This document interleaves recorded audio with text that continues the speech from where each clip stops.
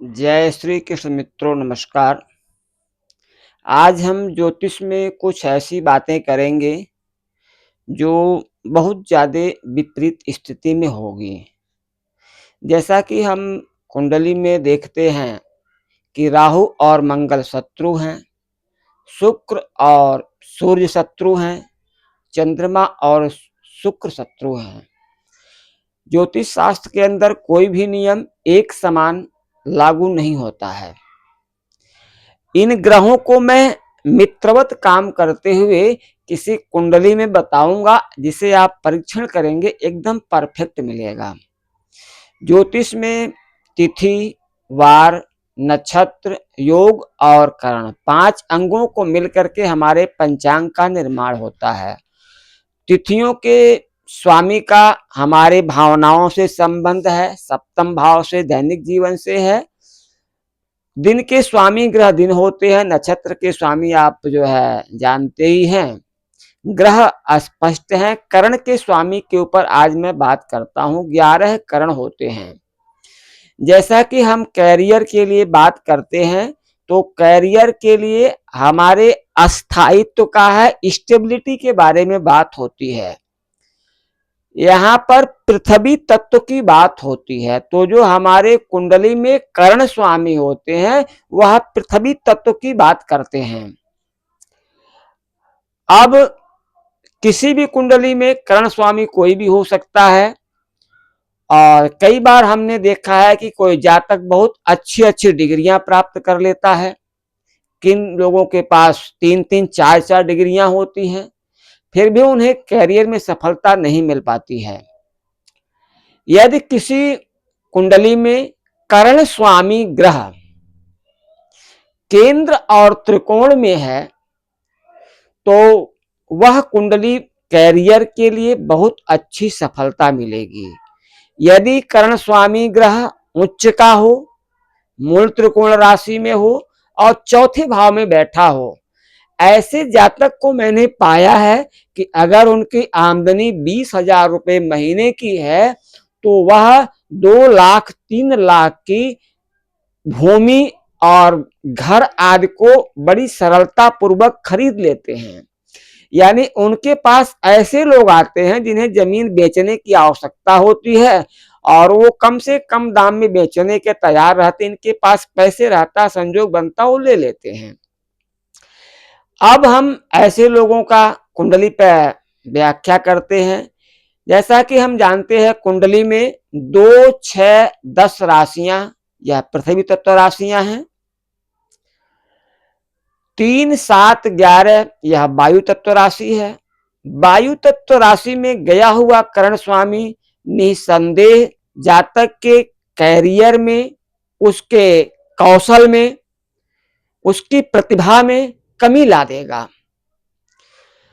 वह कर्ण स्वामी 6, 8, 12 में चला गया है। अगर वह पृथ्वी तत्व में है, तब भी वहां से वह कमजोर हो गया, और ऐसे जातक को फाइनेंस में दिक्कत आती है, कैरियर में दिक्कत आती है। यदि उस कर्ण स्वामी का संबंध जो है बाधक ग्रह से हो जाता है, तो और ज्यादा दिक्कत होती है।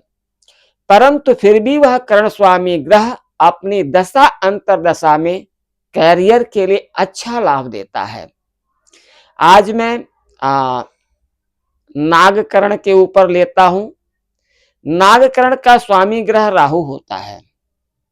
जैसा कि हम जानते हैं कि राहु और मंगल की दशा जब किसी व्यक्ति के जीवन में आती है, तो एक्सीडेंट हो जाता है, बहुत सारे हानिकारक होते हैं। परंतु यहाँ पर यह दोनों ही ग्रह उस जातक के कैरियर में सफलता देंगे। अब इन्हें कैसे माना जाए कि यह दोनों शत्रु ग्रह हैं?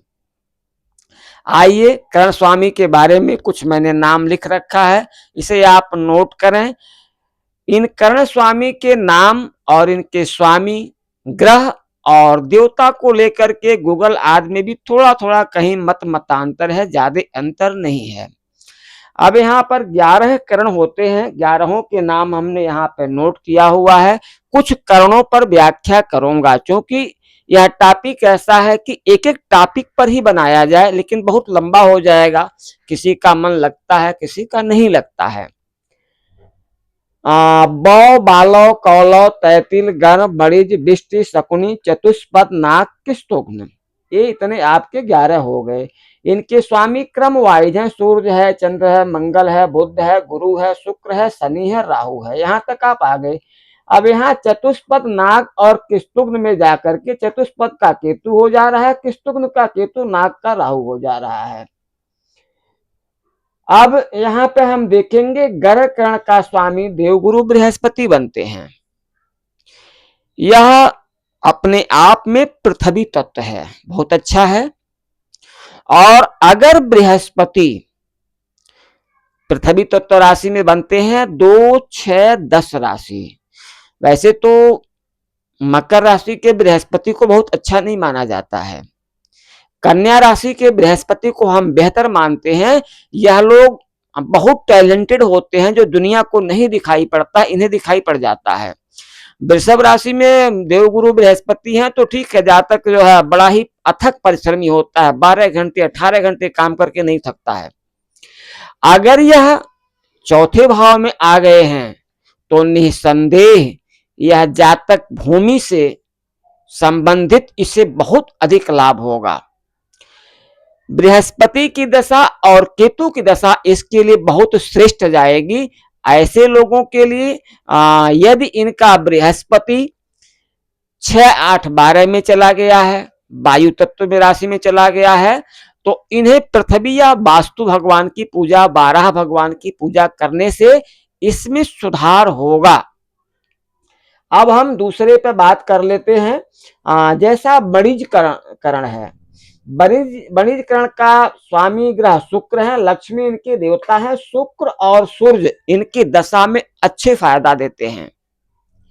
यहाँ पर मैं आप लोगों को एक टेक्निक बता रहा हूं। शुक्र का जब भी पूजा लक्ष्मी का होगा तो वहां पर कुबेर भी आएंगे, इंद्र भी आएंगे। कुबेर को आम का अचार और नींबू का अचार बड़ा प्रिय है।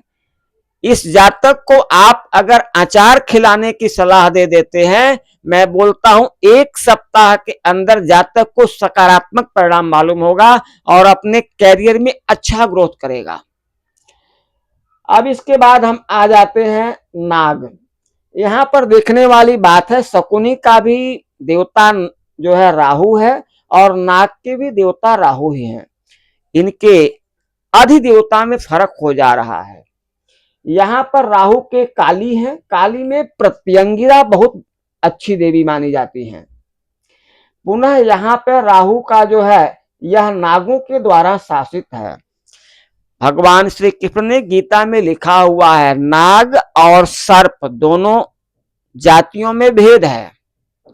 सर्पाणाम वासुकी च, सर्पों के राजा वासुकी हैं, और अनंता नाम नागश्च, यानी जो अनंत भगवान हैं, शेष नाग हैं, यह नागों की श्रेणी में आते हैं। इस जातक को नाग की पूजा करा दिया जाए तो इसके कैरियर में सफलता मिल जाएगी। इस जातक के लिए मंगल की दशा और राहु की दशा जो है निसंदेह कैरियर में सबसे अच्छी सफलता देगी। यहां तक कि राहु से केंद्र और त्रिकोण में बैठने वाले ग्रह भी इस जातक के कैरियर में सफलता देंगे। राहु से तीसरे, छठे, 8वें और 12वें भाव में बैठा हुआ ग्रह निसंदेह कैरियर में कठिन चुनौती और संघर्ष देगा। जय श्री कृष्ण मित्रों, नमस्कार।